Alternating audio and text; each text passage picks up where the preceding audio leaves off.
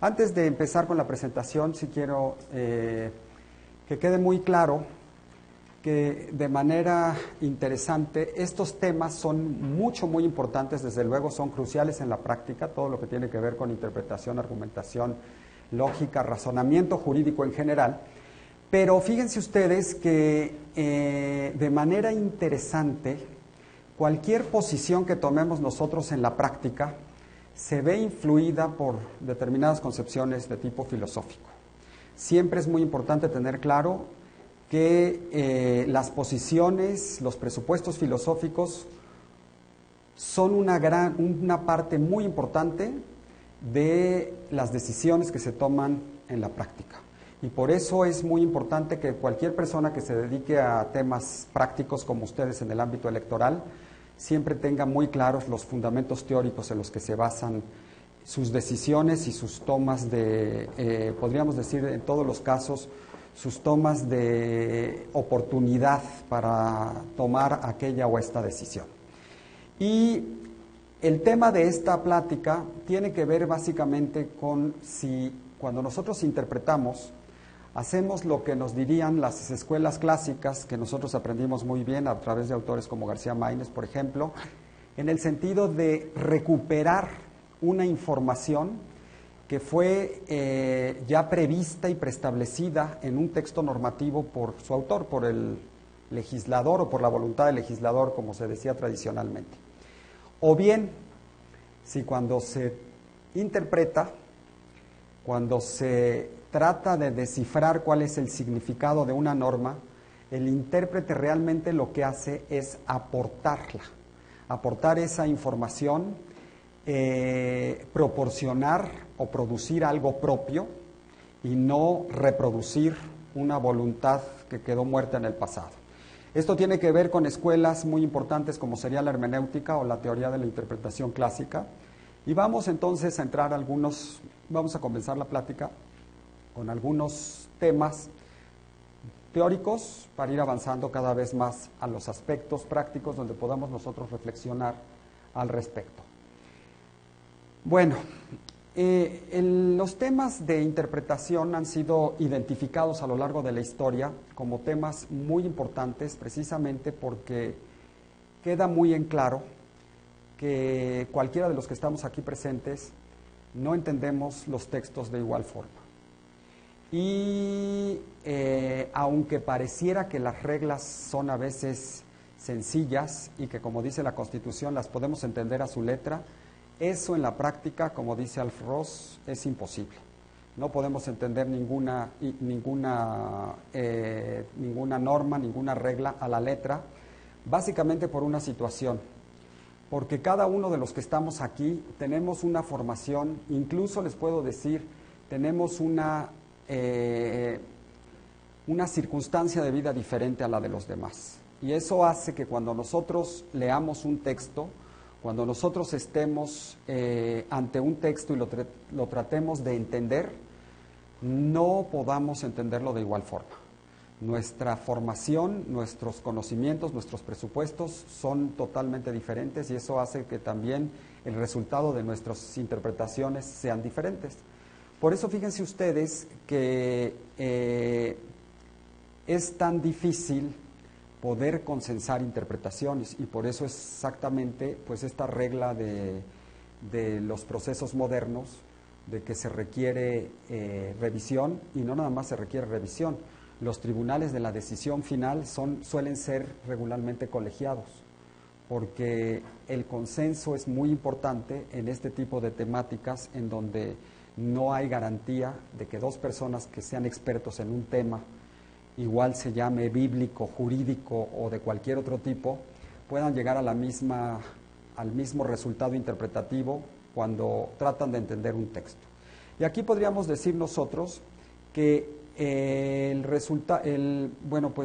tema de la interpretación presupone un conocimiento del uso del lenguaje. En principio, los temas de interpretación se relacionan directamente con todos los temas que tienen que ver con el lenguaje.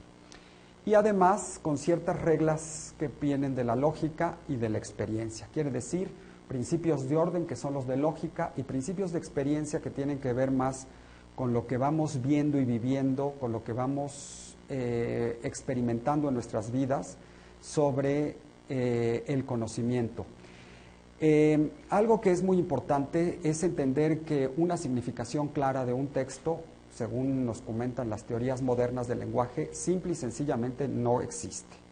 Los textos todos son complejos, sobre todo porque tienen un contexto, porque se emitieron en una determinada época, y el contexto no nada más tiene que ver con el contexto, digamos, del texto en el que están, una norma dentro de una ley, por ejemplo, una ley dentro de un sistema jurídico, eso es su contexto, pero además tienen un problema grave porque el contexto histórico en el que se emite cada texto es fundamental, y ese contexto histórico cambia. Y a lo largo de la historia, entonces, no es tan sencillo poder entender un texto o conceptualizarlo como algo muy claro, porque muchas veces los presupuestos bajo los que nació son totalmente diferentes a los de hoy día. Ustedes verán ahora, por ejemplo, que está muy en boga esta discusión pública de los matrimonios homosexuales o matrimonios igualitarios para no resultar discriminatorios. Estos matrimonios igualitarios, en todos los documentos internacionales, normalmente se hablaba del hombre y la mujer. Y hoy tenemos que hacer unas reinterpretaciones totalmente diferentes quizás a las del origen, precisamente porque la situación social ha cambiado fundamentalmente. Y entonces, pues no entendemos los textos como los hubieran entendido en la época en que se emitieron. Los tenemos que reconceptualizar, y eso es parte de cualquier vida, de cualquier, podríamos decir, experiencia interpretativa. Los textos tienen un significado en los momentos en que se interpretan, y como cada momento en que se interpreta va siendo diferente a otro momento histórico, pues entonces también los significados de los textos van cambiando, aunque la letra del texto siga intacta. Y muchos conceptos que también nosotros interpretamos, incluso en el derecho, pues son conceptos que tienen más una carga emocional y menos racional. Y eso hace que tampoco sea tan sencillo poder descifrar precisamente qué se quiso decir cuando usamos conceptos tales como, ayer estaba oyendo un programa que, por ejemplo, hablaba sobre el proyecto que hay de constitución de la Ciudad de México, y decía uno de los críticos, pues que cómo se iba a hacer para garantizarle la felicidad a todos los ciudadanos de la Ciudad de México, ¿no? El concepto de felicidad pues tiene mucho este contexto, este carácter emotivo, y no es tan sencillo que racionalmente lo pudiéramos entender o descifrar de alguna manera. Hay que concluir entonces así rápidamente que los textos en general dan lugar a varios significados. Y esta es digamos que una variable con la que debemos de contar, sobre todo en el derecho, de una manera muy importante. Siempre debemos de contar con que un texto puede significar varias cosas, y que esas varias cosas incluso pudieran ser contradictorias entre sí. Y por eso nosotros vemos, cuando definimos o tratamos de definir términos jurídicos, pues que a lo largo de la historia, por ejemplo, si revisáramos la jurisprudencia, veríamos que las tesis son contradictorias, y que eso quiere decir que expertos en X materia sobre un concepto en un transcurso de tiempo, pues tienen, podríamos decir, que definiciones tan diversas entre sí, ¿no? Y luego también podríamos entender, y esto es muy típico del derecho, que hay conceptos técnicos, y esos conceptos técnicos nos hacen que sea compleja la interpretación. Y conceptos técnicos no nada más de técnica jurídica, sino de ciencia o de tecnología, con los que muchas veces nos vamos confrontando nosotros, y estos implican un conocimiento, pues podríamos decir que de la ciencia o de la técnica, pues ante la que estamos. Hoy día les podría decir a ustedes que en la interpretación nosotros podríamos entender que hay dos concepciones fundamentales del lenguaje. Hay dos teorías filosóficas que nos dicen cómo funciona el lenguaje. Hay una concepción que le podríamos llamar semántica, que es la concepción más tradicional, y hay otra concepción que nosotros le llamamos pragmática. Vamos a ver qué significan cada una de ellas. En la concepción semántica, que es la que, por ejemplo, tiene de presupuesto el artículo 14 de la Constitución, nosotros podemos decir que las palabras en las que se expresa un texto ya tienen, como decían los clásicos de la interpretación y como dicen todavía algunas tesis por ahí de nuestros tribunales, tienen una significación propia. Quiere decir que que la palabra, el concepto, ya tiene perfectamente definido desde que se emite qué quiere decir. Y la tarea del intérprete solamente es tratar de recuperar esa significación y darle viabilidad práctica. Algo que es muy importante y en lo que varían estas, digamos, propuestas del entendimiento del lenguaje, es que la significación del texto está preestablecida por el autor.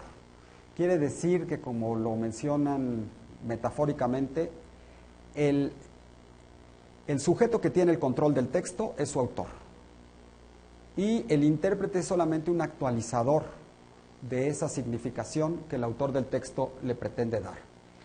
El autor del texto, entonces, pues tiene el control absoluto del mismo y por lo mismo él define qué significa o qué no significa un texto determinado. Aquí algo que es muy importante es que, por ejemplo, en el derecho nosotros entendemos de esta manera, y lo podemos ver en la retórica de las sentencias con mucha frecuencia, que voluntad del legislador y sentido del texto pues son lo mismo, podríamos decir que coinciden perfectamente. Una interpretación correcta sería precisamente aquella que puede recuperar cuál es el sentido original del texto de acuerdo con la voluntad del legislador.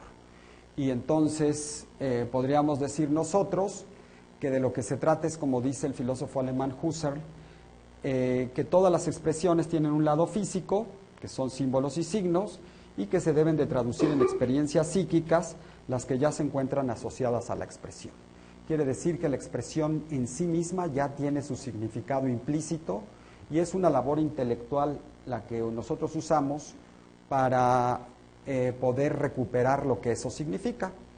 De esta manera, por ejemplo, en un ejemplo muy elemental, podemos decir que el significante del término homicidio, tiene que ver con una conducta por medio de la cual una persona priva de la vida a otra. Y esto implica que este concepto pues ya queda claro y definido para poderse utilizar y actualizar cuando se debe tomar una decisión al respecto. En la concepción más moderna, que es la que manejan las teorías pues contemporáneas, y bueno, pues digamos desde el siglo XX las consideraríamos contemporáneas del lenguaje, toda una serie de disciplinas que tienen que ver con la hermenéutica, que tienen que ver con las posiciones relativas a la semiótica, etcétera, le podríamos decir que es una concepción pragmática. Esta es una disciplina, también hay que entenderlo, que tuvo cambios muy importantes durante el siglo XX. Y por lo mismo, pues hay dos concepciones del lenguaje totalmente diferentes, entre las que partimos, por ejemplo, en el derecho, en las que tiene como base, por ejemplo, el artículo 14 de la Constitución, que son totalmente semánticas, y estas posiciones pragmáticas. Una posición pragmática del lenguaje implica que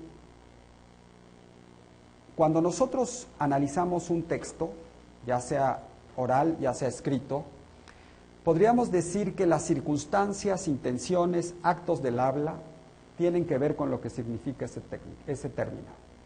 No nada más con una, digamos, definición de diccionario o una significación propia. Tiene que ver esto con circunstancias que rodean la aplicación de un texto, porque según lo que se nos dice, por ejemplo, en la hermenéutica, es que cuando cada uno de nosotros analiza un texto previo a su aplicación, hay una necesidad que nos plantea el caso. Y ese caso fija las circunstancias que le van a influir de alguna manera en el sentido de ese texto. Quiere decir que todas las circunstancias a través de las cuales nosotros tenemos que considerar para la aplicación de un texto tienen un impacto en lo que significa o no puede significar el mismo. Podríamos decir que la significación de un texto es más un resultado de lo que nosotros estamos viviendo y experimentando que de lo que nosotros podemos pensar. Los textos significan algo, pero ese algo tiene que ver con nuestra vida propia, con nuestra experiencia, con nuestras necesidades concretas del momento, y no nada más con lo que algún autor en el pasado haya querido atribuirle al texto. Cada interpretación entonces implica una aportación de conocimientos y experiencias de quien interpreta. Aquí hay que entender algo que es muy importante. En estas significaciones modernas, en estas ideas modernas del lenguaje, en la concepciones pragmáticas, se entiende que el control del texto lo tiene el intérprete, no tanto el autor. Por eso siempre estas escuelas nos dicen que una vez que el texto existe, el texto ya tiene una independencia respecto a su autor.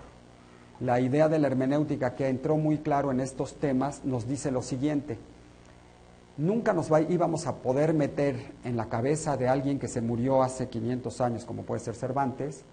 No nos podemos meter en su cabeza para saber qué quiso decir cuando expresó en su obra El Quijote tal o cual determinada circunstancia.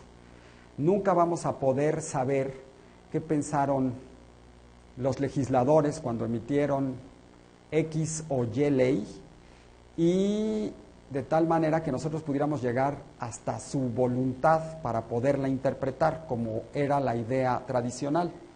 Por el contrario, el texto existe y el texto objetivamente es lo que nosotros podemos interpretar. Y nosotros lo vamos a entender de una manera como las circunstancias del momento y como las necesidades de nuestra interpretación nos puedan marcar. Y eso es muy importante porque en esta escuela o en esta posición podríamos nosotros aplicar un dicho de la hermenéutica según el cual la interpretación es una actividad productiva y no meramente reproductiva de la voluntad de algún autor.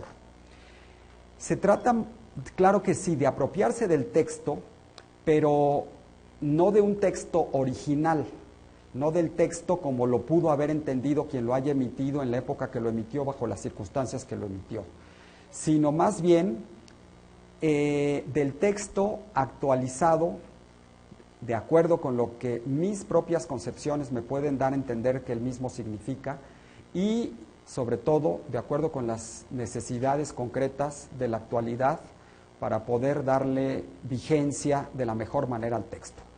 De esta forma nos dice exactamente también la escuela de la hermenéutica que por eso es lo más regular es ver, por ejemplo, si nosotros pudiéramos seguir cualquier tema en la jurisprudencia de la quinta a la 10ª época, pues lo más regular es que vamos a ver que cambiaron los conceptos de significado, sin que haya cambiado quizás la letra. En muchos casos sí pudo haber reformas legislativas, pero en muchos casos no ha habido una reforma legislativa y por ejemplo, nosotros hoy entendemos que pues sí cambió la jerarquía normativa que establece el 133, cuando las jurisprudencias hasta la 9ª época nos decían que los tratados y la ley tenían la misma jerarquía. Y ahora de repente, sin agua va, en una nueva interpretación, nos dicen que ya no, que los tratados tienen, pues desde 1999, superior jerarquía que las leyes. Y así es precisamente la realidad de cualquier texto. Las interpretaciones se suceden con el tiempo, y esto implica que una vez que se han sucedido las interpretaciones, esto tiene que ver no tanto solo con el texto, sino con las circunstancias que rodean el texto y con las personas que interpretan. Por lo mismo nosotros vemos un fenómeno que nos dice la hermenéutica que se presenta de manera permanente y que tiene que ver con el hecho de que cada generación vuelve a reinterpretar nuevamente sus textos, porque las circunstancias de cada generación son diferentes, y esto implica entonces que para cada generación una constitución o un texto histórico significan cosas diferentes. Fíjense ustedes que algo que esta escuela, esta posición filosófica tiene muy claro, es que los textos no son para entenderse en abstracto. Los textos, y nosotros lo vemos muy claro con los textos jurídicos, pero textos de otro tipo, como textos religiosos o textos, por ejemplo, históricos, tienen como función dar respuestas a necesidades prácticas. Al momento que las necesidades prácticas cambian, evidentemente que los textos también cambian, naturalmente van cambiando, porque las necesidades de cada época y de cada generación son totalmente diferentes entre sí, y esto implica entonces que lo que antes entendíamos que decía el texto no puede ser lo que hoy entendemos que significa el mismo.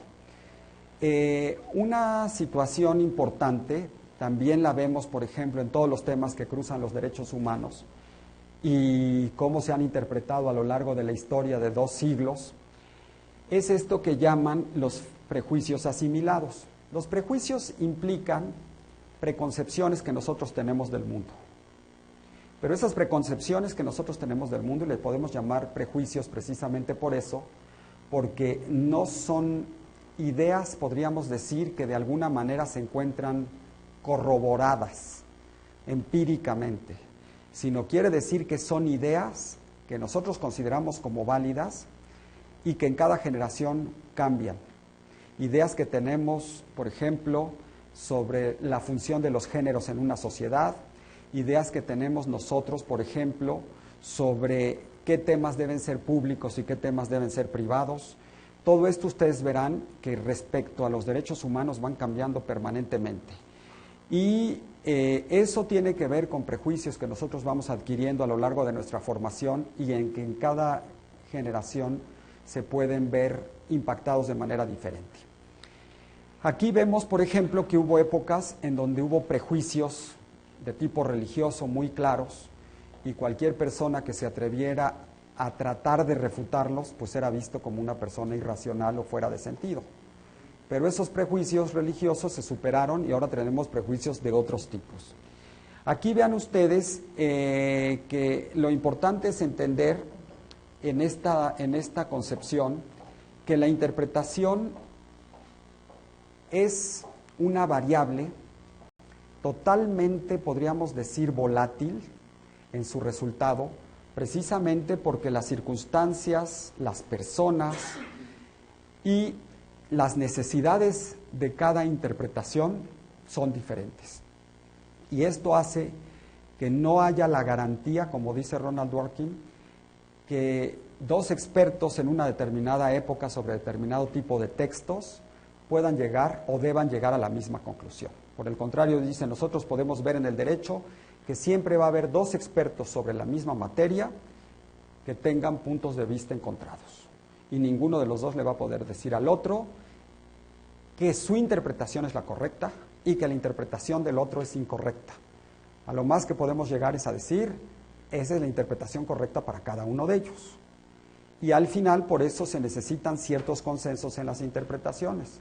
Esos consensos de los que hablábamos, pues digamos, en las últimas instancias de los juicios, en donde normalmente se requiere una discusión colegiada y se tienen que acordar ciertos sentidos válidos sobre los textos, porque no habría garantía que un único intérprete, siendo muy experto y siendo muy conocedor de los temas, pudiera llegar a lo que llaman mal por ahí algunos expertos en esta materia, a la única respuesta correcta.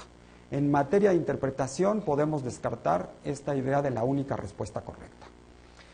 No estamos hablando entonces, cuando nos referimos a la interpretación, según esta escuela, no estamos hablando de una operación de cálculo precisa, tipo como las que nos ponían en los ejercicios de lógica jurídica.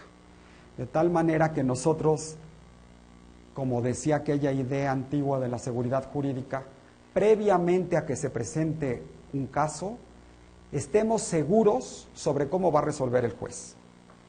Esa seguridad jurídica que le llamaban los antiguos, bueno, no los autores antiguos, pero digamos autores del siglo pasado, seguridad jurídica de realización, ya no se sostiene hoy día.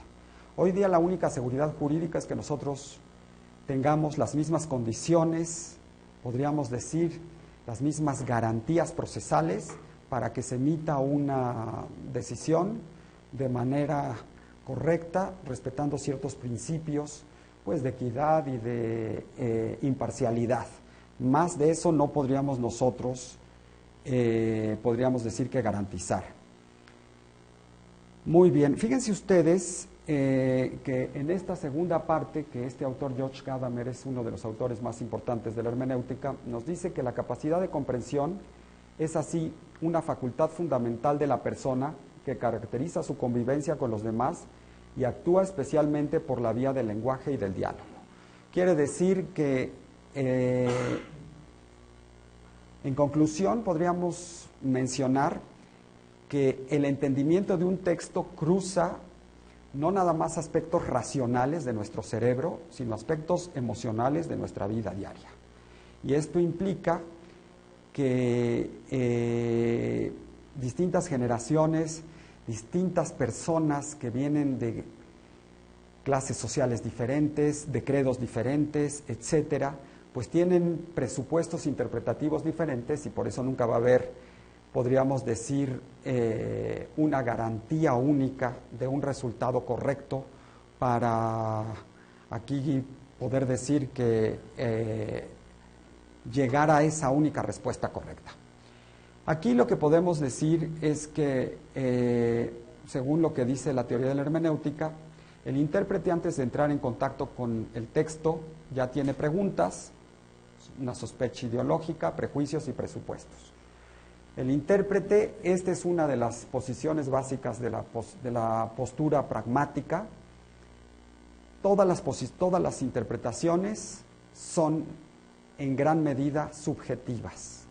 Aquel ideal de una interpretación de tipo objetivo queda hoy visto por estas escuelas como una fantasía, podríamos decirlo de esta manera. Porque cada vez que un texto se introduce al aparato de conocimiento de una persona, esta persona hace intervenir en su actividad interpretativa pues todas sus circunstancias particulares de vida, todos sus conocimientos, todos sus presupuestos de vida, y eso hace entonces que no podamos entender objetivamente un texto, porque la interpretación se hace de manera subjetiva y esa subjetividad va a contaminar el resultado interpretativo. Ya no es posible entender, como se entendía en las escuelas clásicas, que la interpretación puede ser objetiva o subjetiva dependiendo cómo la hagamos, sino necesariamente toda interpretación tiene algo de subjetivo. El texto le debe proporcionar al intérprete un número infinito de significados. Ustedes se darán cuenta que esto es precisamente lo que se presupone en este concepto moderno, de lo que llamamos hoy día la interpretación conforme.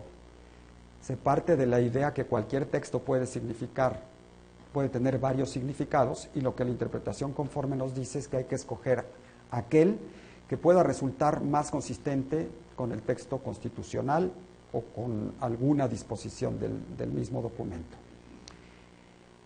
Y al final, algo que también se menciona mucho con esta idea, es que si lo viéramos a mayor detalle, toda interpretación es una reconstrucción que hace alguien de un texto. No es una reproducción de un texto, es una reconstrucción. Yo reconstruyo mis textos, los textos, de acuerdo con todo lo que yo soy. Evidentemente con principios racionales, con conocimientos, con formación, con experiencia, pero también, pues sobre todo ustedes lo verán con este tema que se llama hoy día la valoración, también con situaciones emocionales, ¿no? Con aspectos emocionales que me permiten guiar la interpretación o la aplicación normativa de una u otra forma. Por otra parte, les podría mencionar a ustedes que para cada uno de nosotros nuestro resultado interpretativo va a ser correcto, porque al final nosotros nos vemos a nosotros como cada uno de nosotros piensa, pues nos vemos totalmente racionales. Pero bueno, eso es nuestra propia imagen de nosotros mismos, como cuando nos vemos en un espejo y decimos, no, pues qué guapos somos, ¿no? Pero aquí el tema no es tan importante que nosotros nos consideremos muy guapos o muy feos, sino es como nos ven los demás. Y este es el tema que se hace complejo, porque ahí al final del día podemos decir que acabamos en subjetividades, y por eso fíjense ustedes que la respuesta de los procesos modernos es sabia en este sentido. No va a haber una interpretación que resulte última y obligatoria por racional. Porque si tratáramos de obtener una interpretación que resultara válida por racional, nunca acabaríamos el juego. Siempre sería posible ofrecer nuevos argumentos para demostrar que hay una interpretación que puede ser más racional que la que estamos sosteniendo en el presente. Entonces, por eso la solución de los procesos modernos es que hay una última, que sea racional o irracional, es la que emite un tribunal que se supone que es el de mayor jerarquía, y pues ahí se acaba el juego. No es una solución racional, al final es una solución de autoridad.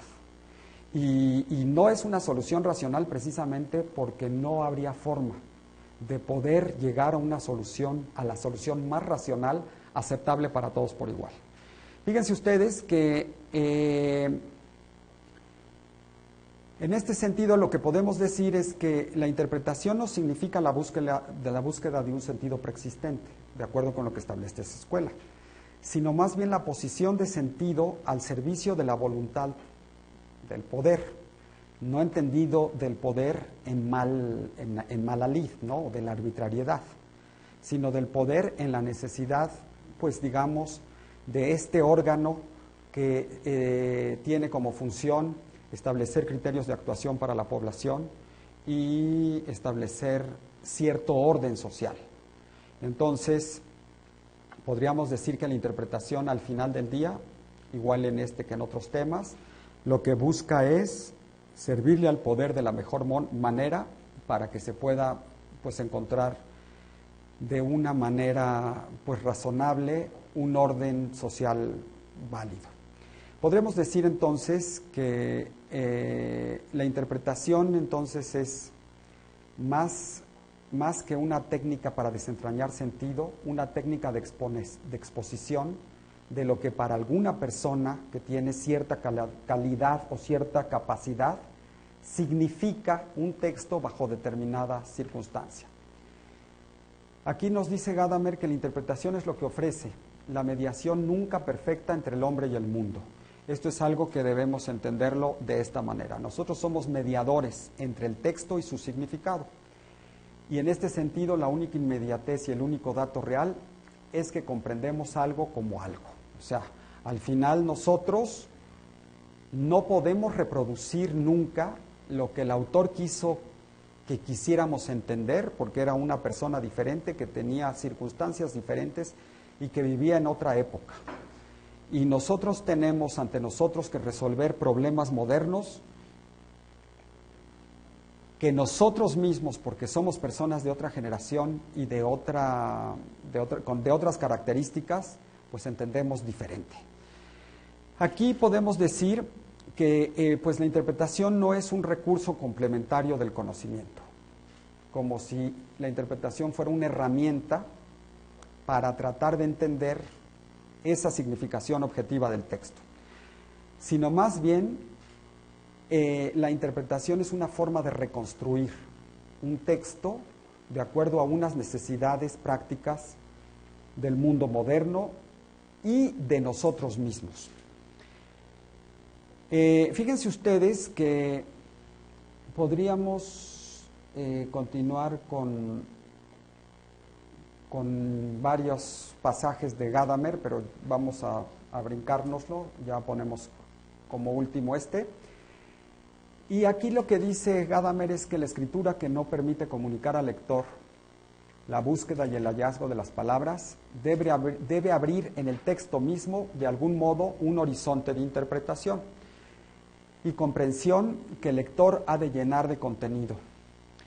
Esto es así, si lo quisiéramos representar plásticamente, en esta idea de la interpretación, podemos nosotros decir que si lo pusiéramos en comparación con las escuelas anteriores, con las escuelas más semánticas, las escuelas anteriores nos trataban de representar el proceso de interpretación como un camino que deberíamos de seguir, siempre por el mismo sendero, siempre con las mismas señales, para llegar siempre al mismo lugar correcto. Las escuelas pragmáticas nos dicen más bien que nosotros debemos entender al texto y a la manera de entenderlo más como una brújula que nos puede indicar por dónde está el norte o el sur, por dónde deberíamos ir para resolver una determinada controversia, si es un texto jurídico, pero que nunca va a tener todos los detalles que nosotros pudiéramos tener para encontrar la única respuesta correcta. Todo eso lo vamos a tener que reconstruir nosotros, lo vamos a tener que crear nosotros, lo vamos a tener que armar nosotros. A lo más que nos va a poder ayudar el texto es a encontrar una orientación por donde nosotros deberíamos de transitar para encontrar una decisión correcta. Sí, sí, claro.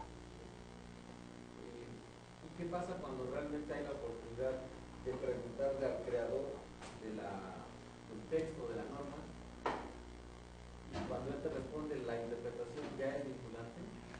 No, mira, es buena la pregunta. Hoy día se entiende que por lo menos en la práctica jurídica, los materiales legislativos, que serían lo más a lo que nos podríamos acercar, porque prácticamente no se hace este ejercicio así como tú lo mencionas, en donde un tribunal se acerque, por ejemplo, al Congreso y le pregunte a las dos cámaras, a ver, tú dime qué quisiste decir. A lo más que nos acercamos es a los materiales legislativos, para ver qué quiso decir. Aún así, en la teoría moderna de la interpretación se entiende que estos son recursos complementarios. Que incluso aunque el autor del texto estuviera totalmente en contra y lo pudiera manifestar, eso no destruye una interpretación vinculante. Entonces, la idea es, en el mundo moderno y en esta idea pues, de interpretación objetiva y pragmática, es que el texto, una vez que se emite, es independiente de su autor.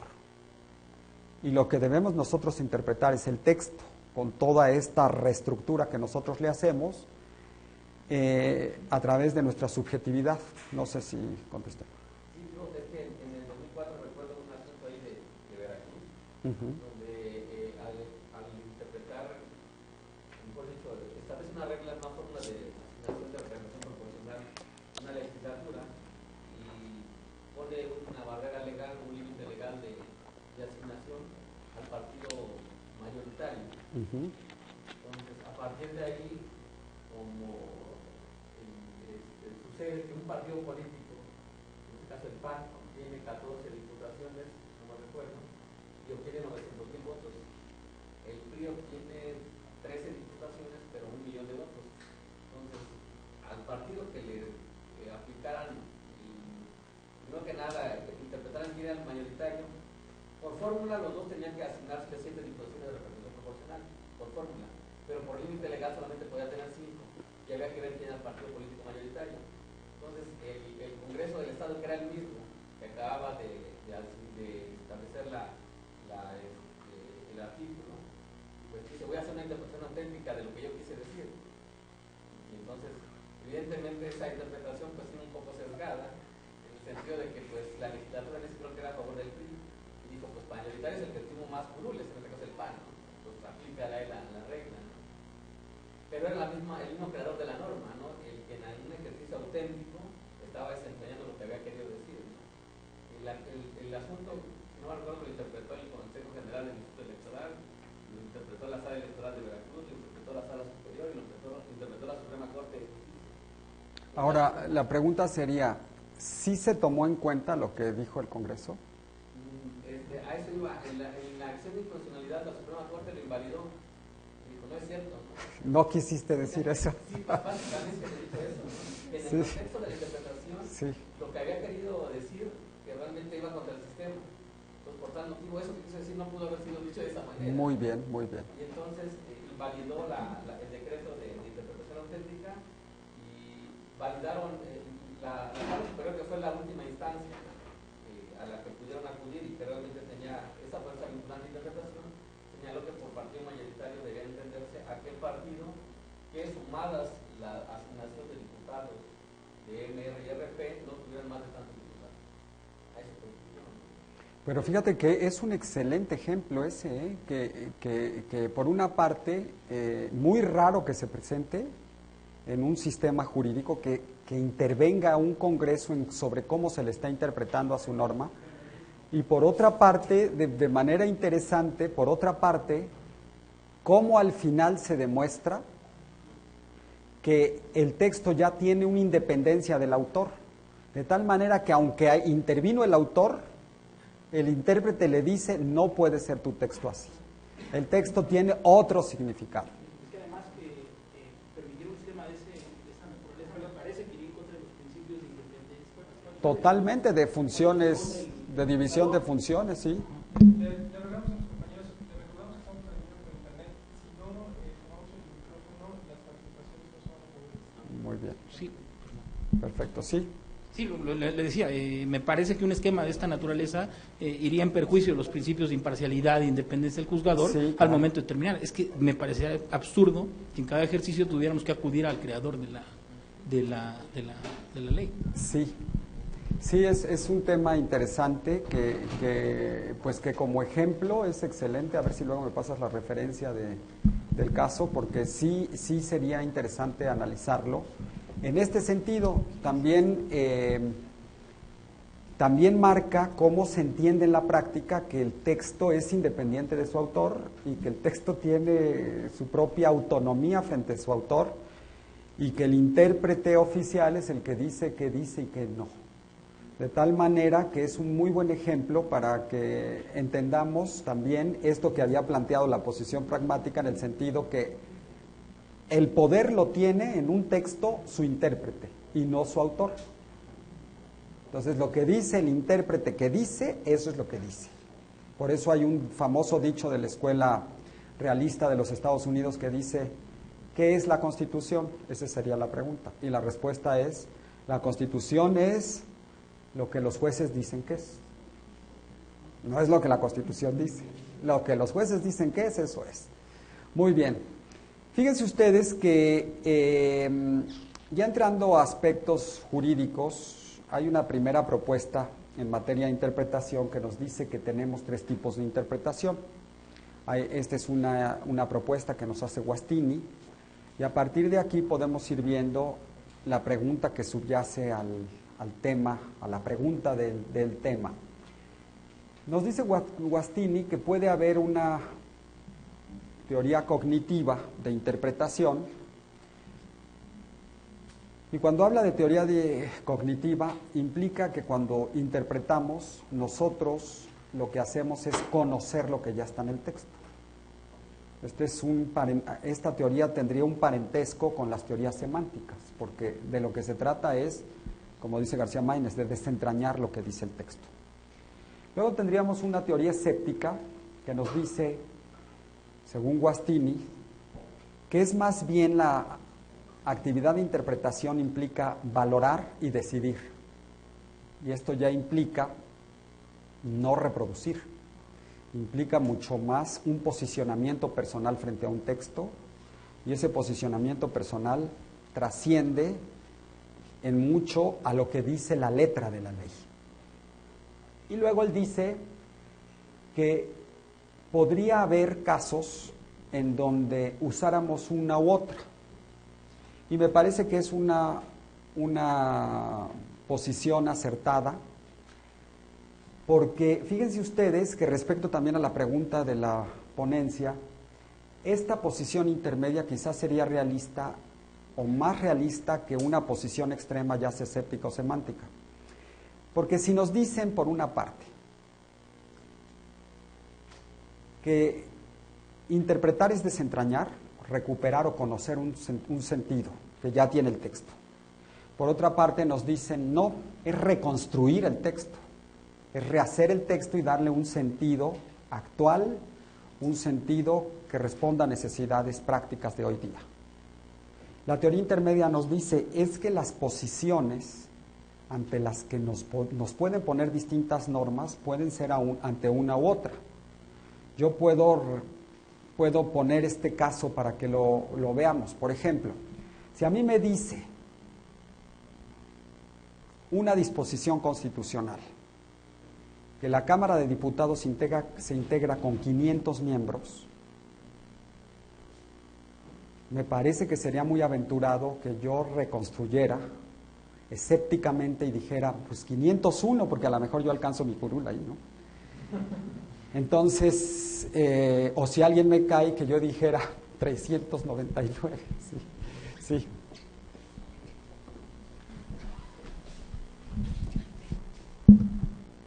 Quizá 501 no, pero 498 sí.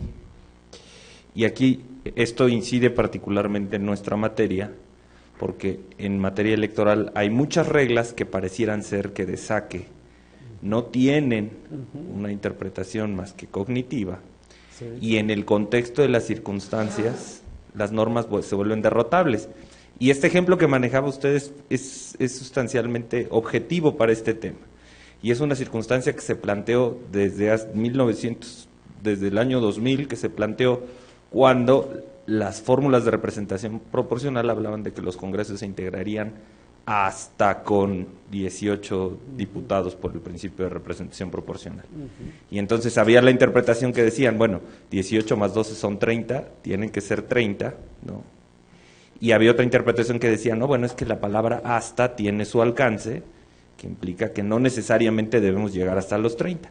Y en este caso particular, y más ahorita en el escenario en el que vamos a entrar nosotros con la cuestión de la reelección, es el Congreso se integra con 500 diputados.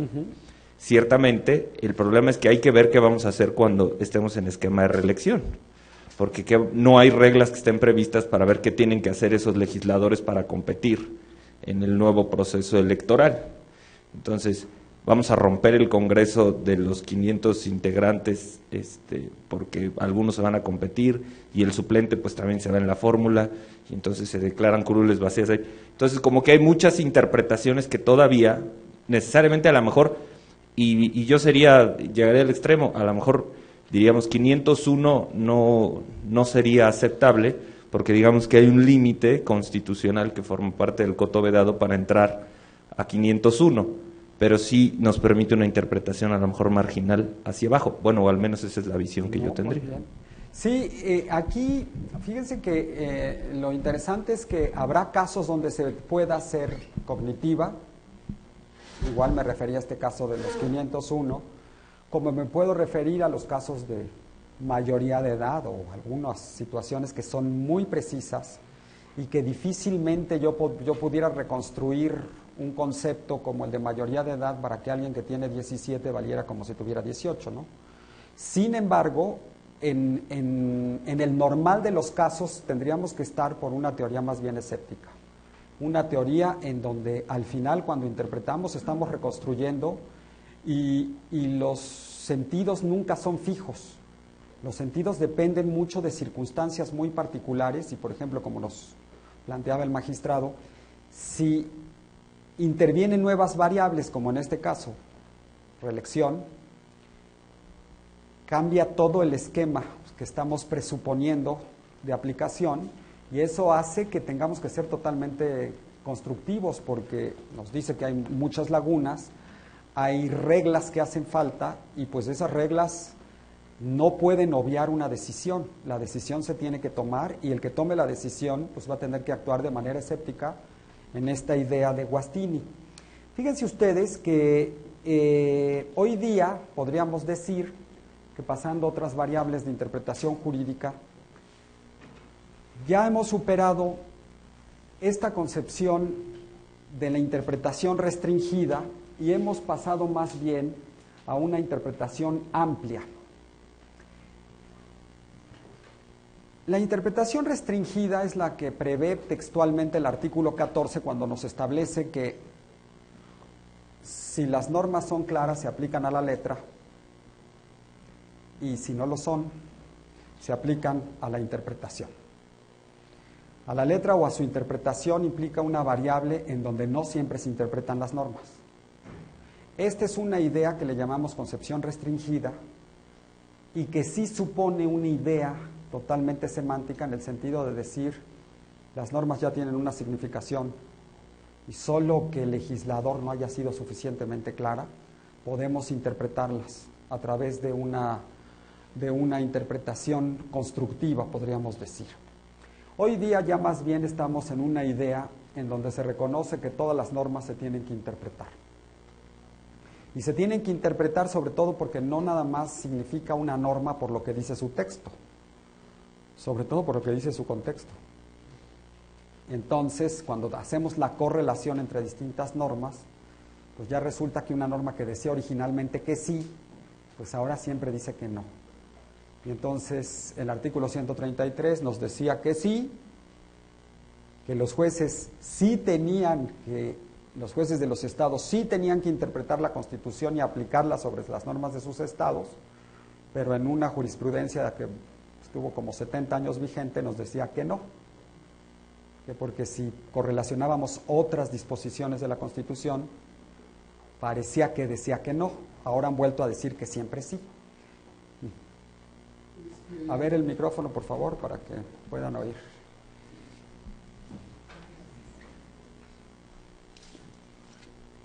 Gracias. Pareciera que hay una ola de interpretación distinta, ¿no? Como que transitamos de una época en la que la justificación y la legitimación de la interpretación estaba en si te acercabas o te alejabas de lo que pudiera haber tratado de decir el legislador. Y ahora cada vez transitamos más y nos alejamos más de esa postura a lo que usted acaba de decir, a una reconstrucción. Me parece que esto también tiene que variar en cuanto a cuáles pueden ser los resortes que pueden legitimar o no ese sentido interpretativo y la reconstrucción que se hace la norma. ¿Cómo pudieran estar variando esos resortes de legitimación de la interpretación? Bueno, es buena la pregunta, totalmente filosófica, pero muy importante tenerla en claro. Es que anteriormente se entendía, había unos presupuestos que hoy se entienden que no son correctos. En primer lugar, se entendía que el legislador sí podía ofertarnos un cuerpo de normas completas que pudieran regular todos los posibles casos que se pudieran presentar problemáticos en el futuro. Y que el juez entonces lo único que tenía que hacer era actualizar los contenidos normativos que establecía el legislador. O sea, el juez era solamente un aplicador de la norma. Hoy día tenemos una idea filosófica según la cual nos dicen el derecho esencialmente tiene sus lagunas, esencialmente. No es posible evitar las lagunas, no es como nos decía la doctrina anterior, es un defecto del legislador, no. Esencialmente no las puede quitar. Nos dice, por ejemplo, Niklas Luhmann, el derecho está en esta problemática, ante esta disyuntiva. Tiene que resolver problemas complejos, pero las normas no se pueden redactar de manera compleja, se tienen que redactar de una manera simple. Esta simplicidad para resolver problemas complejos nos trae siempre la necesidad de una reconstrucción. Aquí el punto es el siguiente, ya mucho más aterrizado. Eso sería desde el punto de vista del conocimiento. Pero desde el punto de vista de la aplicación jurídica tendría que ver con lo siguiente. ¿Para qué sirve el derecho? ¿Sirve para aplicar normas? O sea, prácticamente nosotros diríamos, el único principio, el único objetivo que debe tener el derecho es el principio de legalidad. Actualizar normas. O el Estado de Derecho es mucho más amplio que el principio de legalidad. Y también hay unas variables implícitas hoy día en los derechos humanos que tienen que ver con temas de justicia, que van más allá de la simple legalidad. Si estuviéramos en esta segunda posición, tendríamos que decir que sí, el aplicador debe de tener mucho más margen de acción. Porque si el principio de legalidad no es lo único que rige en un Estado de Derecho, si además del principio de legalidad hay toda una serie de valores de justicia que tenemos implícitas en los derechos humanos y en otros principios del Estado moderno, tendríamos que permitir que el aplicador los considerara incluso a veces contra la letra de la ley para poder encontrar una solución más adecuada a las necesidades del Estado de Derecho. Por ejemplo, es buena tu pregunta, como un caso concreto. Por ejemplo, hoy día nos dice la Constitución, interpretas de manera conforme. Voy a hacer un lado el principio de legalidad que dice el artículo 14. Ley exactamente aplicable, para afuera.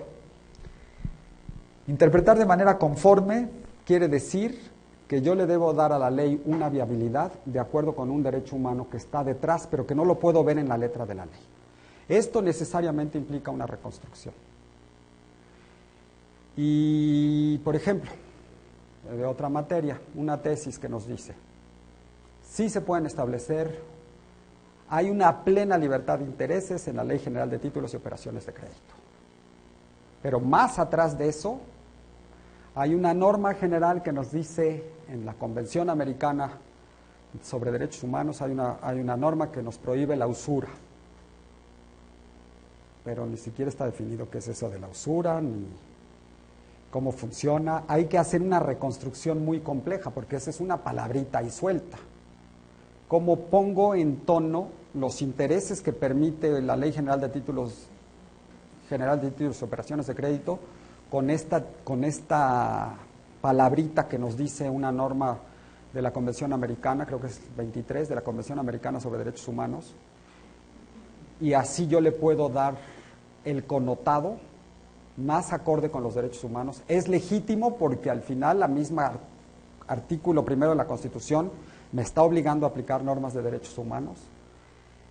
Es legítimo aunque rompí el principio de legalidad. Esta sería más o menos en una situación la solución que yo vería. O sea, tendríamos que tener claros para nosotros mismos, sin que yo piense que yo tengo la razón. Cada uno de nosotros debería de tener claro para nosotros mismos cuál es nuestra función y qué es lo que debemos de hacer de acuerdo con la misma. Perdón. A ver, micrófono, por favor. Perdón. ¿Hasta dónde alcanza esa libertad interpretativa? Mi pregunta es, porque de repente vemos, sin citar al Tribunal Electoral, en la Corte Interamericana de Derechos Humanos vemos criterios de muy avanzada y de repente se echan para atrás. En el caso Memo les echaron para atrás en el tema de libertad de expresión, en el tema de agotamiento de los recursos de jurisdicción internas van del tingo al tango, no tienen claridad en unas cosas, dicen una cosa, luego dicen otra. ¿Hasta dónde alcanza la libertad interpretativa entonces? Es que aquí, miren, esto es lo complejo y es lo que trata de considerar una posición meramente pragmática. Lo complejo tiene que ver no nada más con lo racional. Estoy de acuerdo que si nosotros nos ponemos aquí, en este foro, en este lugar cerrado, sin que salga de aquí, a hacer ejercicios, es totalmente diferente si lo hacemos allá arriba en las respectivas salas y sabemos cuál es el efecto social, político, que va a pasar si decimos esto o aquello. Esto ya cambia nuestro contexto totalmente. Entonces, aquí el tema que nos debe quedar muy claro es que no estamos fuera del mundo y no podemos hacer un diseño ideal de cómo debería funcionar el mundo. Estamos más bien dentro de una realidad con ciertas características de las que no nos vamos a poder aislar. La libertad va a llegar hasta donde racionalmente, prudencialmente tú mismo, porque no hay una regla objetiva, tú digas yo debo llegar hasta aquí. Pero esto implica que en cada caso va a ser diferente, porque quizás habrá un tema en una decisión que tú tuvieras que tomar que afecte a Juan Pérez allá en el municipio X, o habrá un tema que afecte a un partido político muy poderoso. Y eso hará que tú tomes una decisión a veces de una forma o de otra, sin que eso sea irresponsable. Eso es lo que precisamente Aristóteles llamaba la prudencia. Estamos en un contexto donde no todo puede ser una regla, podríamos decir, una regla rígida para todos por igual. Hay que considerar, porque como dice Aristóteles, la regla que en general es buena puede resultar para un caso perniciosa. De ti depende hasta dónde la vas a aplicar y hasta dónde no, dependiendo en qué circunstancia. Y esto es algo pues que no puede haber más que reglas, principios muy generales como este de la prudencia, pero no es raro a un tribunal, ni aquí ni en ningún otro, pues que dé un pasito para atrás y otro para adelante. Y hay que entender que pues es que están en medio de una circunstancia compleja y que no es tan sencillo resolverlo todo de manera racional. Como si nosotros dijéramos, pues de manera racional hace falta más vialidades en la ciudad, pues tiren toda la colonia X y hagan ahí una avenida gigante por el bien común. Esto es difícil en la práctica, lo podemos aquí diseñar muy bien, pero en la práctica ir a la colonia y decirles vamos a tirar tu casa porque hace falta una vialidad ya es algo muy complejo, ¿no? Y esto es exacto, no hay un punto fijo, podríamos decir, ya depende de cada persona, de acuerdo con su propio criterio, hasta dónde pueda llegar y hasta dónde no. Sí, a ver, sí. En el hilo argumentativo que nos expresó ahorita dijo una cuestión muy clara, ¿no? Los principios. Y yo a lo mejor quisiera replantear la pregunta que le hice. Podríamos decir, ¿cuándo podremos encontrarnos un indicador de que la creatividad del juez ya no es legítima? O sea, en este nuevo panorama donde hace una reconstrucción de las normas, ¿cuándo ya empiezas a rayar en ese límite donde esa creatividad ya no puede entenderse legítima? Muy bien. Y pienso, por ejemplo, en un asunto que se tuvo aquí en la sala, donde estamos acostumbrados mucho a los principios expresos que puedes extraer de la Constitución, pero se lleva a una interpretación donde se hizo ya una extracción de un principio implícito que no estaba expreso en la Constitución, se le llamó lealtad o institucionalización partidaria, tratándose de aquellos candidatos que cambian de partido político. Entonces, ahí por ejemplo no había una cuestión expresa, entonces ahí de alguna forma si hay alguna forma de poder indicar o identificar cuándo sí estás todavía dentro de ese parámetro y cuándo te puedes estar alejando ya de eso. Sí, aquí estamos en un tema que es siempre el límite muy difícil de establecer hasta dónde puede ser discrecional y hasta dónde arbitrario. Esa es la línea importante. Yo diría lo siguiente: en la medida en que una decisión se pueda justificar con base en el sistema jurídico, explícito o implícito, estás en la legitimidad. Si en cambio no se puede justificar ya, porque las justificaciones que tú des no admiten un examen de acuerdo con principios superiores o con normas expresas de aplicación necesaria, estarías ya en la arbitrariedad. Yo entiendo que sí tenemos siempre esa necesidad de tenerlo claro, pero la situación es que en la práctica es muy difícil tener un criterio preciso, porque en general yo te podría decir, si se deja legitimar por derechos humanos o por teoría de legalidad, estás adentro. Pero muchas veces el tema es lo mismo que tú decidas o lo que yo decida, puede ser que tú lo justifiques bien y yo no. Entonces ya lo mío es arbitrario y lo tuyo ya no. Es un problema de cómo lo justificas. Al término del día puede ser un problema precisamente de motivación o fundamentación. Tú lo sabes hacer mejor que yo y podemos decidir exactamente lo mismo. El tema entonces no se deja resolver de una manera muy clara, pero yo podría decir, si se puede justificar razonablemente con base en el sistema jurídico vigente, las ideas modernas que tenemos, derechos humanos y legalidad, puede pasar. Si no se deja justificar, es ilegítimo o arbitrario. Muy bien.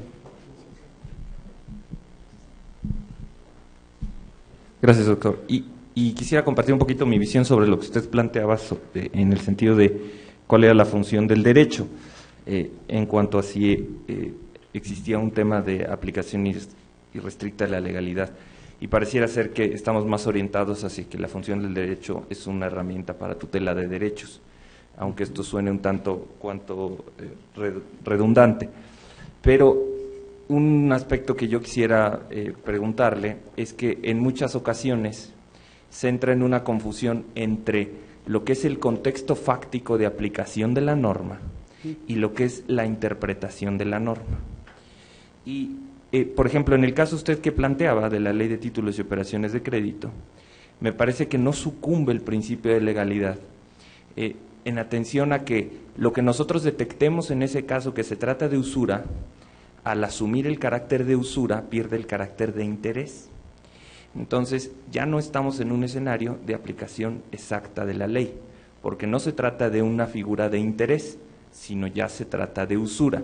Entonces, la ley en ese aspecto ya no resulta aplicable, no porque sucumba la legalidad, sino porque el contexto fáctico de las cosas provocaron un estado alternativo que escapa a la hipótesis de la ley, que resulta total y absolutamente aplicable al caso, si se tratara de interés, no de usura.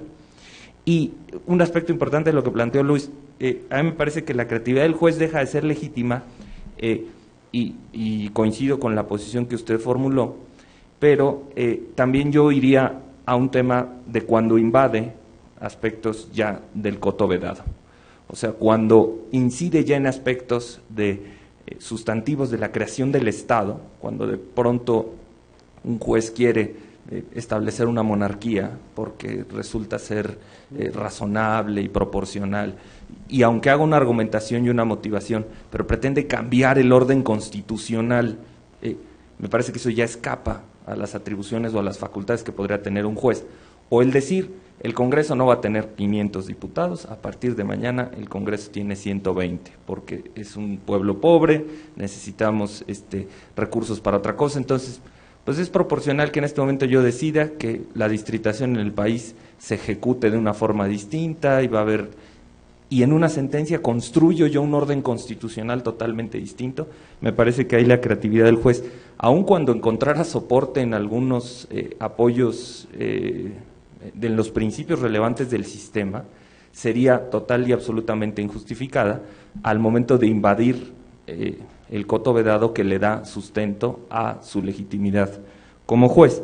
Y un aspecto muy claro para poder discernir cuando una decisión es arbitraria o cuando es una decisión, cuando es una cuestión de arbitrio o una cuestión de arbitrariedad, pues es necesariamente acudir a la motivación, que no necesariamente implica el aventar 297 páginas de razones, sino más bien el expresar los motivos que hacen aplicable la ponderación o la situación que está prevista en la ley en el caso concreto.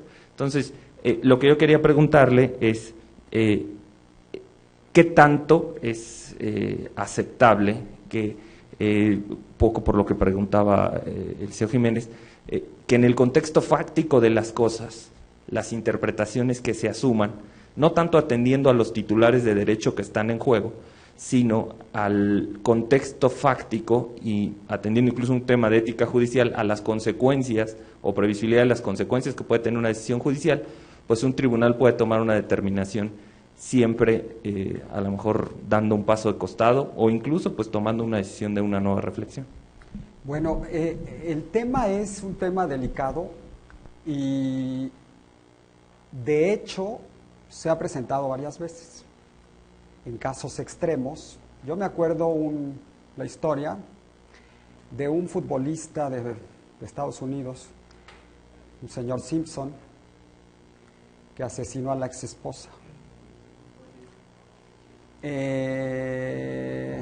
Al final, con todas las evidencias en contra, el hombre salió absuelto.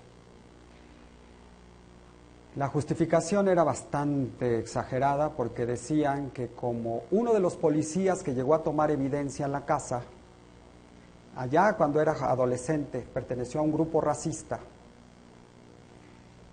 ya esa prueba no valía.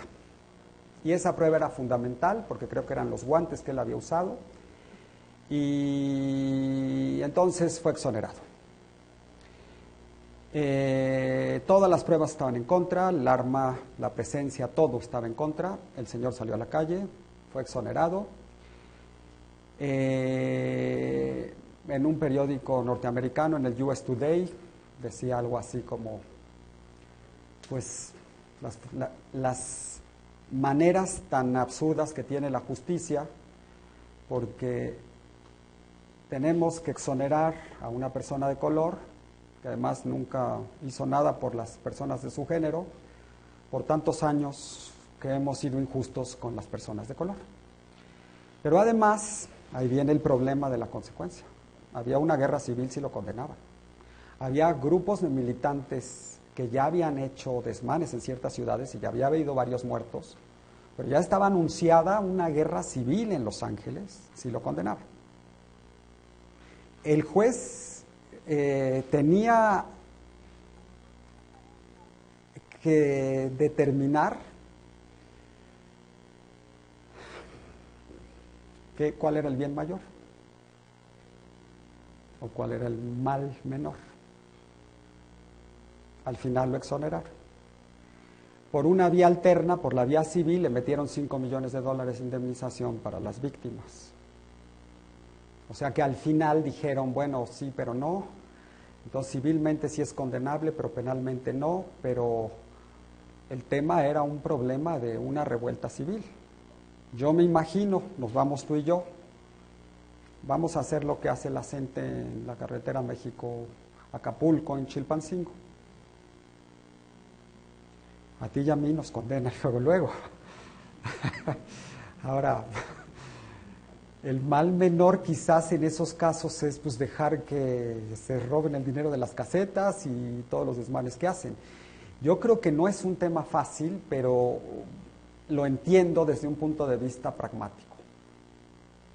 Que hay casos, no aquí, en todo el mundo, en el derecho internacional, donde hay que dejar pasar ciertas cosas porque quizás de hecho sería peor la solución que la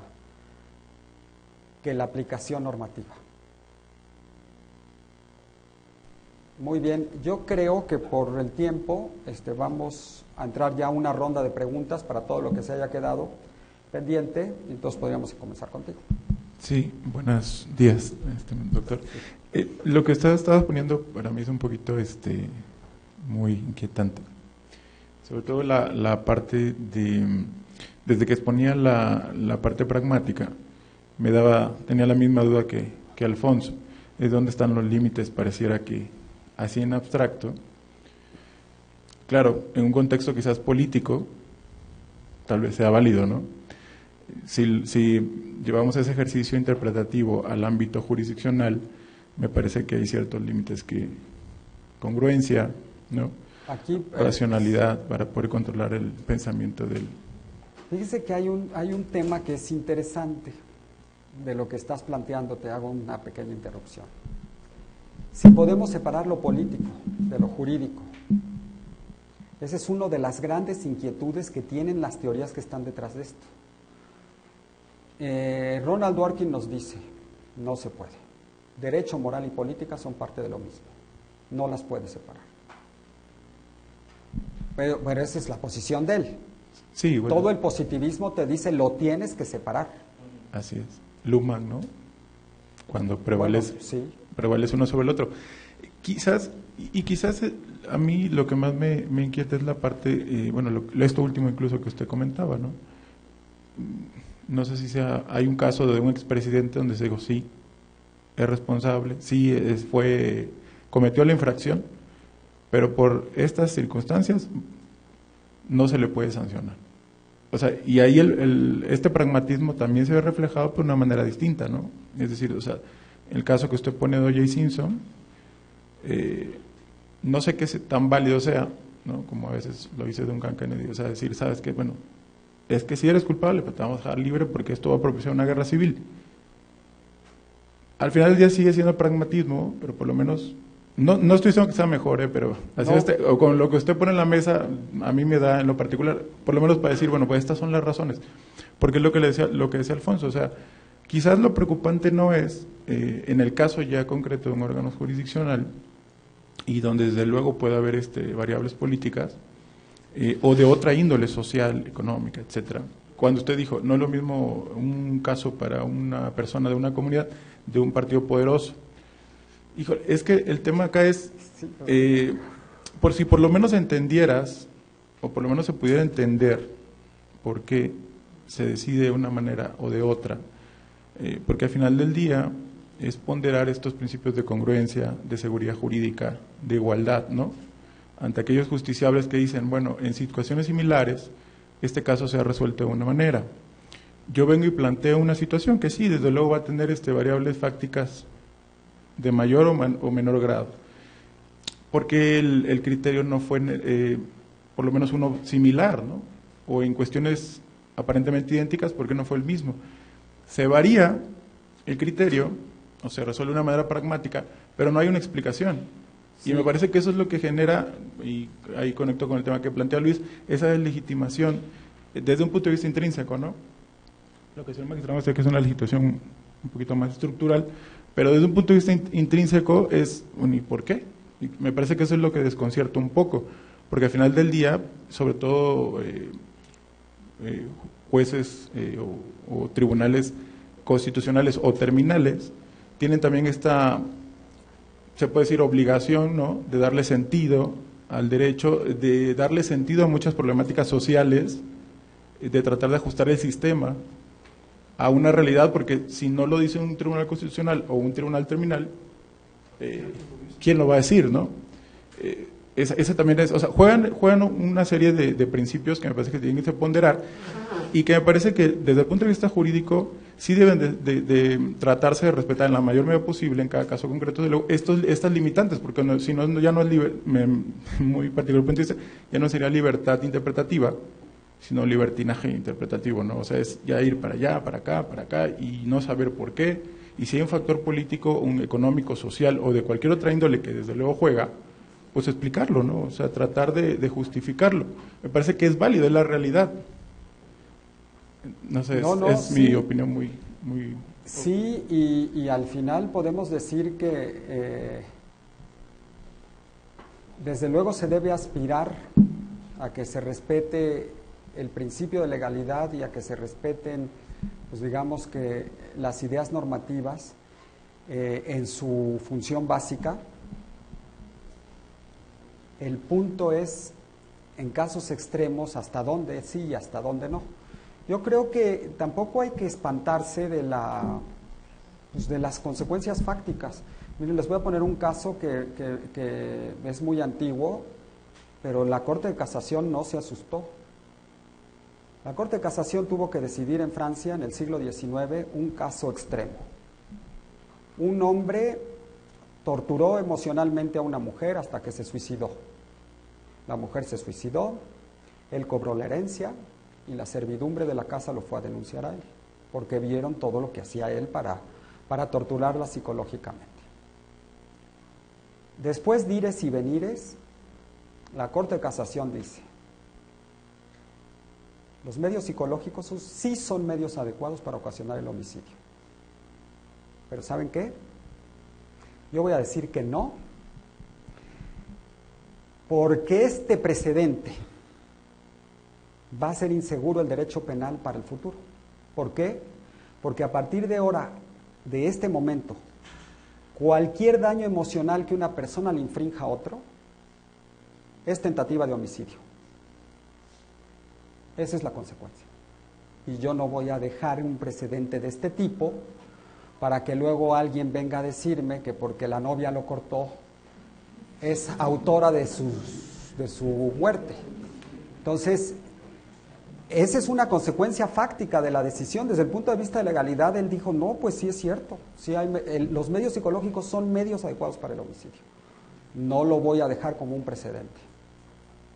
Entonces, esta persona que se vaya a disfrutar su herencia y que el derecho se quede lo más seguro posible. Es un caso extremo, ¿no? Pero son situaciones que no debemos pasar por alto porque en la realidad se presentan y no todo depende del principio de legalidad.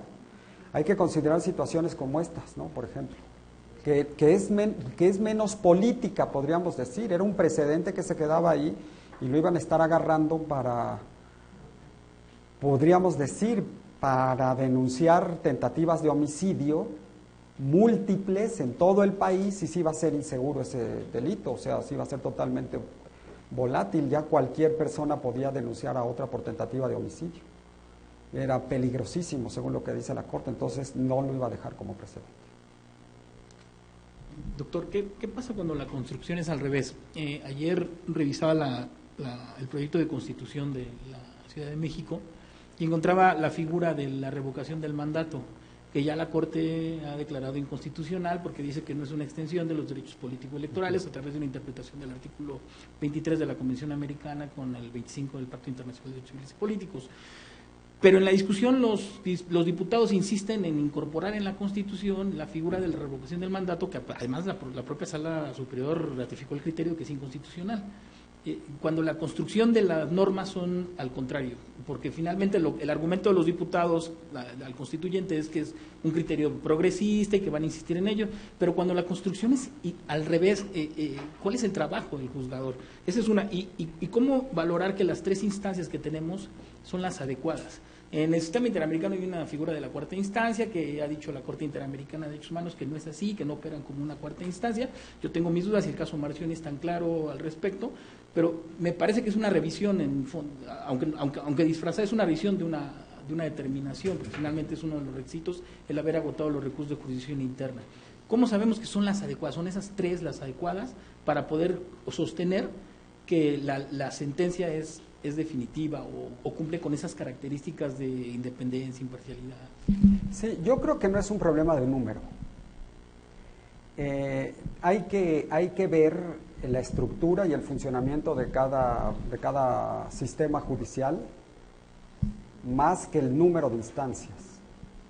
Sí me parece que puede ser muchas veces muy largo el proceso con bastantes instancias, tanto administrativas como judiciales, y no tener, pues ahora sí que ni una pizca de los principios que tú mencionas. Entonces, yo creo que es más un problema de estructura que un problema de número, en ese sentido. Ahora, la otra pregunta, ¿me la recuerda? Es sobre cómo se construye al revés, ¿sí? ¿Cómo revisamos la construcción sí. al revés? Bueno, a ver, sí me parece respecto a estas ideas que salen ahora en la Constitución, en el proyecto de Constitución del Estado de la Ciudad de México, sí me parece que hay muchas exageraciones. Como que aprovechando los 100 años, esa es mi percepción, los 100 años del aniversario de la Constitución, quieren que esta Constitución arrastre a la otra en muchos temas que consideran muy modernos. Entonces, se tratan de hacer valer muchas figuras que quizás todavía no son aceptables en nuestro sistema jurídico como insignia precisamente para que luego la otra Constitución sea la que se adapte a o sea, que la mayor se adapte a la menor y para que quede como un principio más político que como una norma jurídica, porque ellos ya saben de entrada que sería inconstitucional, en términos generales sería inconstitucional, pero lo dejan ahí como un puente de playa para pelearlo, como bien lo mencionas, a ver hasta que pueda subir a la otra Constitución. Me parece a mí que es una lucha que no se debería de dar ahí.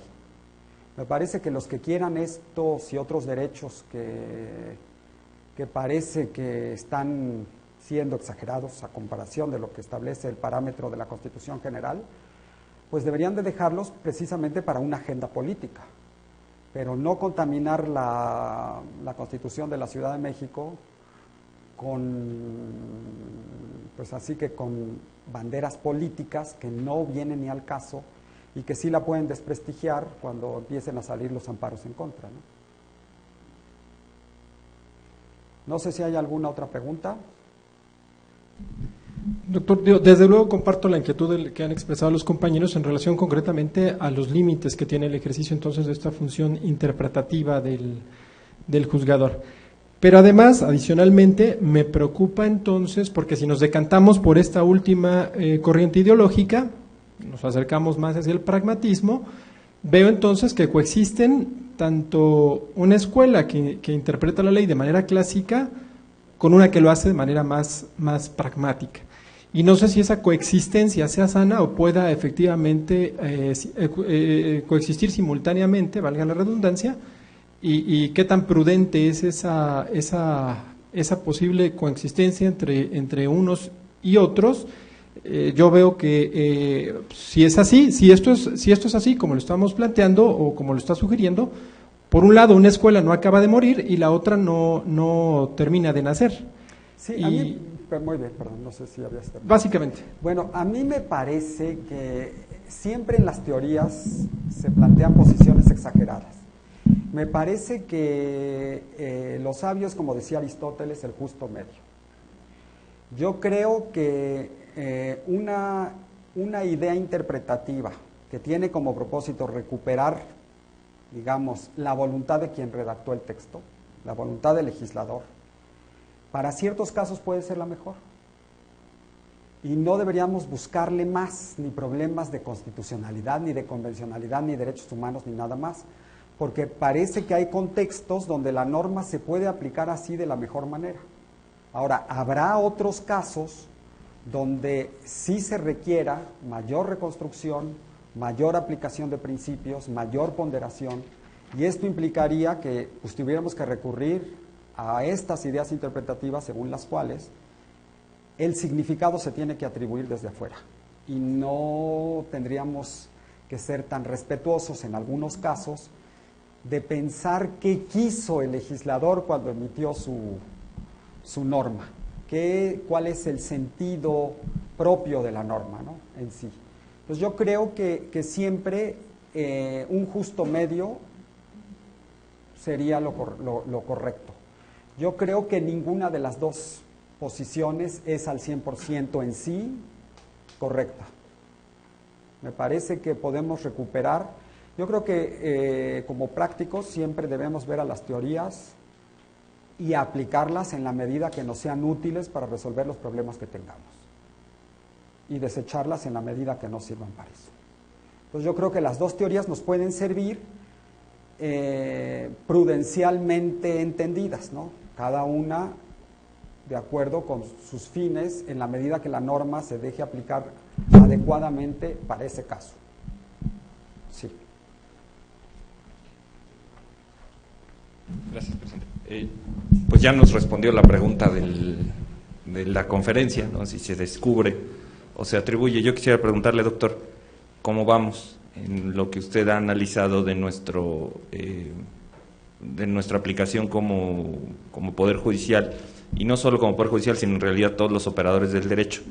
En nuestro país se tiende más a asumir una posición hacia descubrir ese sentido único de la norma, se asume ya cada vez más una posición más hacia atribuir un significado, o estamos en un esquema donde estamos iniciando un equilibrio. ¿Cómo vería usted, cómo diagnosticaría usted esto? A mí me parece que estamos en una transición que va bien, podríamos decir. Me parece que sí fue muy útil la reforma del 2011. Me parece también que las decisiones de la Suprema Corte que orientan los conceptos de control de convencionalidad, interpretación conforme, con los retrocesos que ha habido en la 293/2011, etcétera, me parece que sí nos precisan un buen esquema de a lo que debemos aspirar y llegar. Lo que no veo yo, y esto creo que sí es una asignatura pendiente, es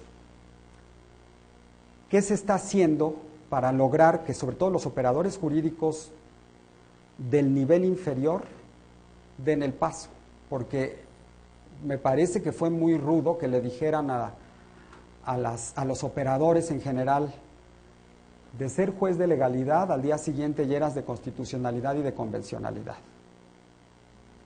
Y yo creo que incluso en los poderes judiciales locales lo que he visto es que hay una cierta congestión y hay contradicciones porque la tradición jala más a lo semántico, a la legalidad, a la aplicación, digamos, estricta de la ley, y cuando se quieren meter estos conceptos rebotan arriba porque no están todavía preparados para entenderlos.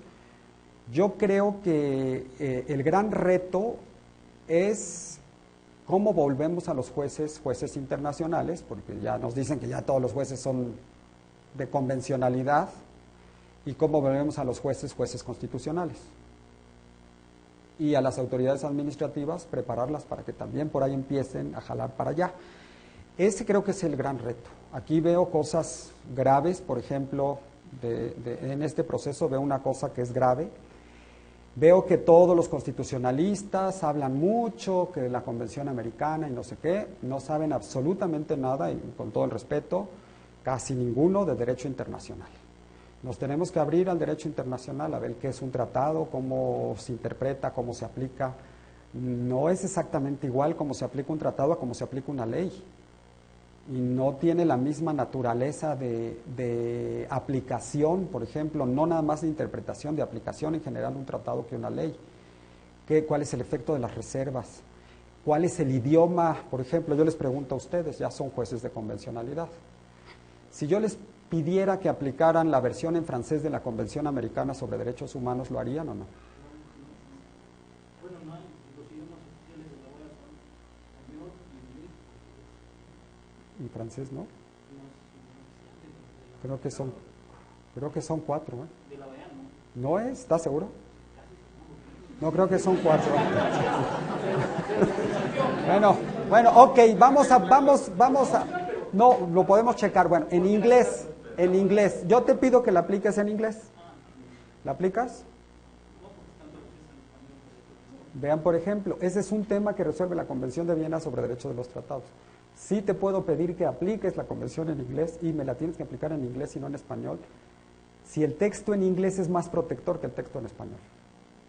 Pero es que esto es el brinco que nos ponen, es muy largo, no es muy grande. O yo creo que vamos en buena lid, pero sí hay que entender, desde mi punto de vista, que se requiere un esfuerzo grande para llegar a esto que todavía es poesía constitucional, esto que las decisiones de la Corte, de que si control de interpretación conforme en sentido estricto, amplio, control de convencionalidad, todo eso se ve muy bonito, aterrizarlo no está tan sencillo.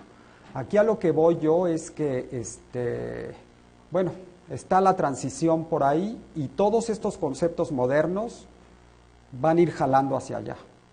Me parece que van a ir jalando cada vez hacia más pragmatismo y hacia menos una idea semántica de la aplicación del derecho. Muy bien. ¿Perdón?